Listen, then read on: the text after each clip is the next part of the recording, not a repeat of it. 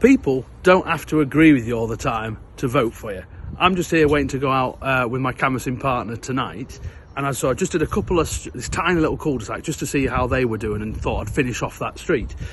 Door knocked on, chap comes out and says, "I want your opinion on Brexit."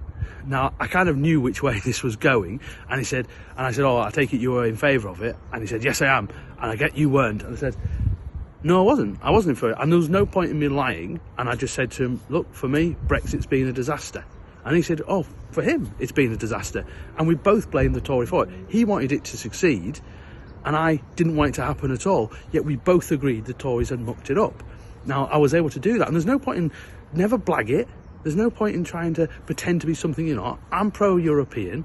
He isn't, but I was able to take that, diffuse it, and then talk about local issues, talk about how the fact that he never sees his councillors, and actually he would now consider voting Lib Dem, even though we fundamentally disagree on one of the biggest issues over the last few years. Now, it's pretty obvious, and he said so much, that if there was a Reform candidate, he would probably vote for that candidate. But then he also then acknowledged, well, if a Reform candidate stood, and I haven't seen him ever in, at all over the years that he's been living there, would they be a good councillor? And we found out that George, who's about to join me, would be a brilliant councillor. He lives around the corner, works all year round, all the stuff that the Lib Dem Community Champions kind of tag that we are very proud of, we associate with the Lib Dems.